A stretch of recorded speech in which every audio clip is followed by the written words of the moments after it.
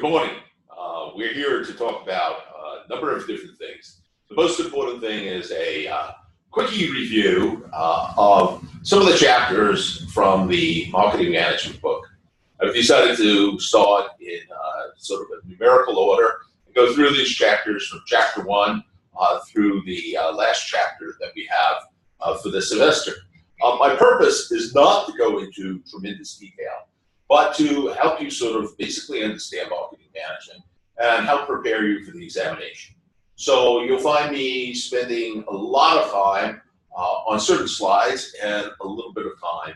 However, my purpose is to try and keep the structure of the time and really the duration of the time on a particular chapter to a relatively short amount of time.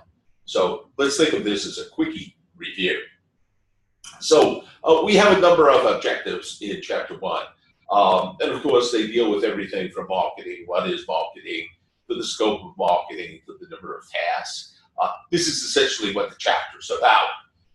And if you understand these basic concepts, you have a good idea of really an introduction to marketing. The value of marketing. I guess there's both positive and negatives in the value of marketing. I do agree that financial success depends on marketing ability and that successful marketing builds demands for products and services. However, what you need to understand about marketing, almost from the very beginning, is marketing is not about profitability. Marketing is about customer satisfaction. The theory being, if you create customer satisfaction, then you will achieve the objectives of the firm. And if you're a for-profit firm, these objectives will include financial objectives and profitability. Now, AMA has a definition for the scope of marketing. I think what you need to focus on is some of the key words in here. It can be a set of institutions and processes, not always institutions. Politicians are always marketing. They're not an institution, at least the last time I checked. But the important point here is creating, communicating, delivering, and exchanging. You gotta think about this. Marketing is creating value. It's creating value, communicating that value, and delivering that value. And ultimately, it has to have value for the customers, clients, and society at large. I mean, all these stakeholders have to receive value. Otherwise, the activity exists in a vacuum. So this is really important for you to understand. The key words in this particular slide include art and science. Art and science, there's certain aspects of marketing where we make angels dance or pinheads. That's the science. That may be the area of marketing research. And then there's other areas that's very creative, like advertising, for example, and creating copy and creating great ads. Very much an art. But look at this. Target markets, who we're after, getting, keeping, growing customers through communication of value.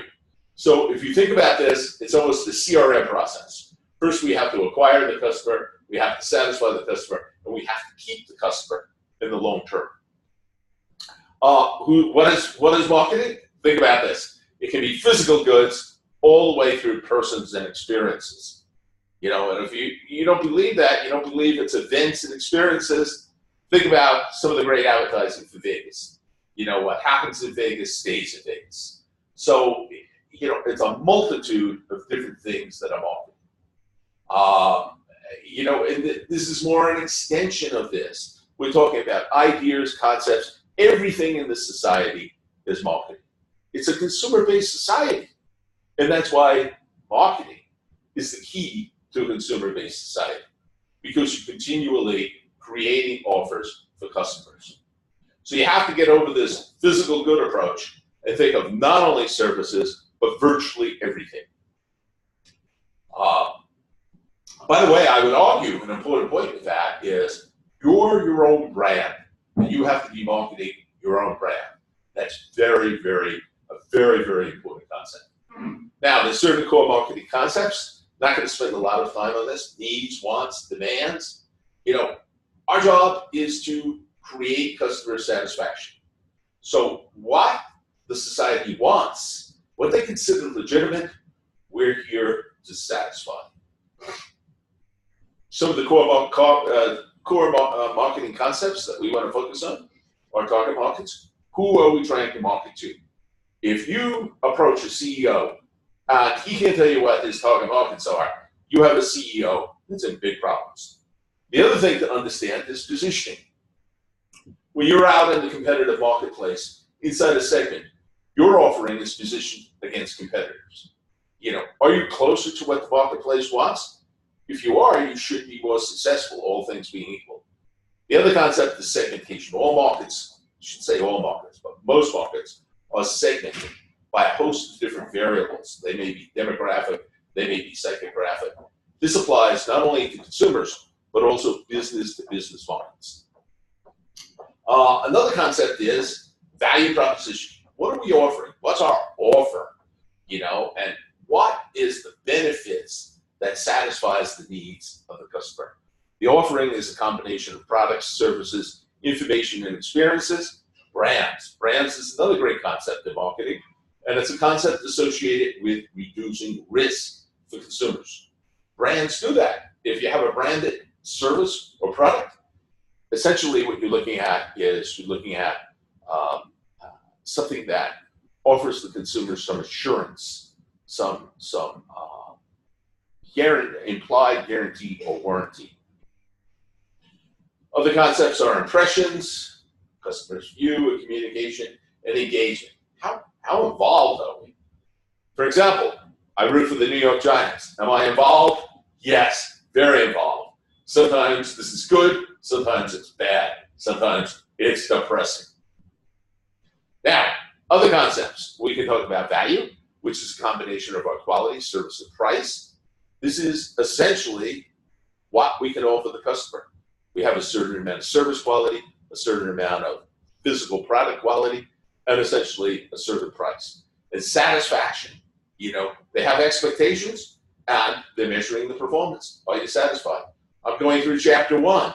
You may have expectations of what this state should be, and then you experience the performance, and you come to a conclusion.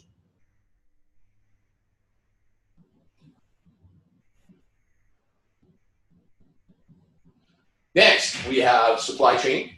And supply chain is creating time and place utilities, as well as other utilities. And then we have competition.